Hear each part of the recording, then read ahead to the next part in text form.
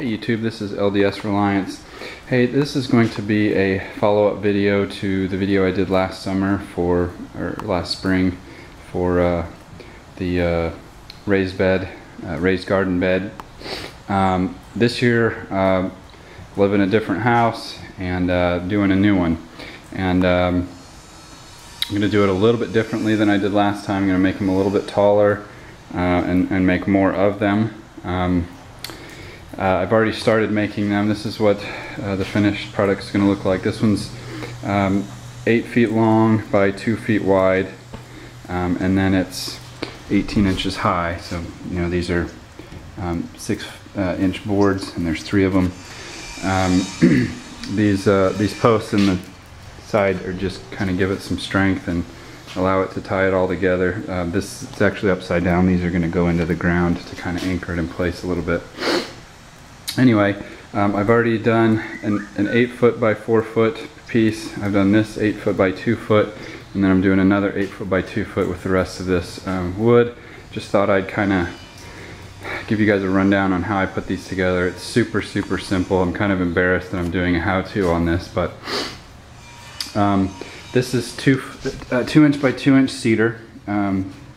This is an 8 foot section, but you can buy them in 12 or whatever, and then cut them. I cut them into these pieces. These are 20 inches long to kind of give, obviously they're 18 inches high, and then I'm going to have 2 inches on the end to stick out into the ground to kind of give, to keep the bed from moving around or whatever. And then these are 8 foot, it's I think 9/16 width, or yeah, width, and there's 6 foot width, 9/16 thickness. Sorry, and those are the sides. You know, as you see on the sides.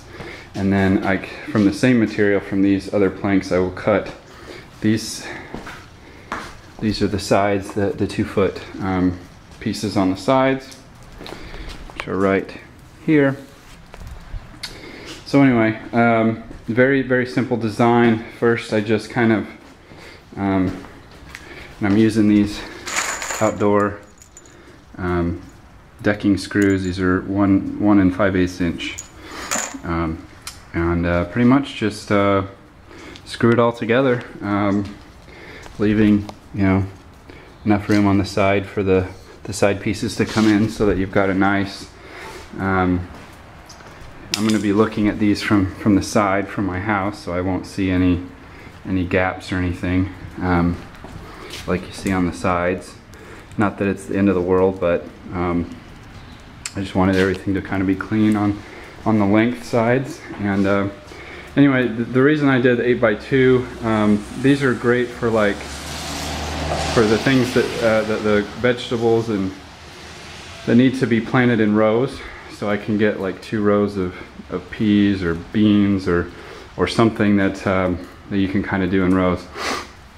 And then in the 8 foot by 4 foot, where things can kind of spread out a little bit, is where my zucchini and squash and pumpkin and stuff like that is going to be, that has more room.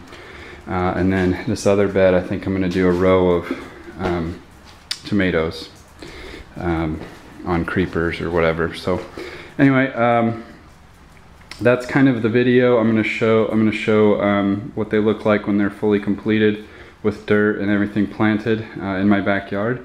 So stay tuned.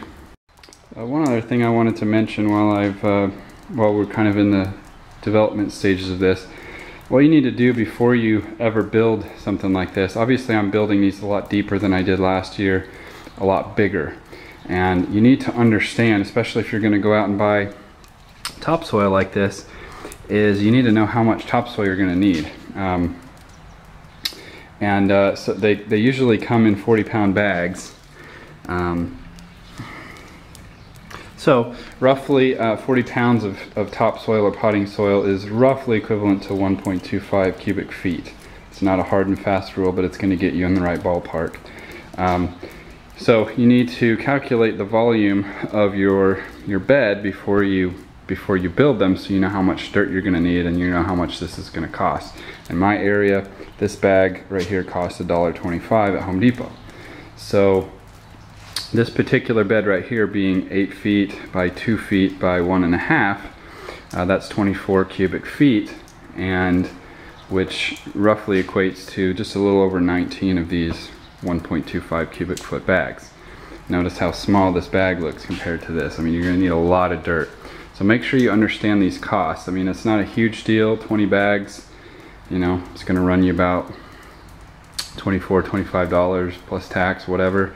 But, you know, if you're gonna get ambitious with this, if you're gonna make this thing, you know, I've seen people doing them 3 feet high, that's a lot of dirt. You're gonna need to understand the cost of that. And even if you buy them in bulk and have, you know, have some truck deliver a big load of dirt to your driveway or something, just understand how much that is and how much it's going to cost you and how much labor it's going to take to fill that thing up.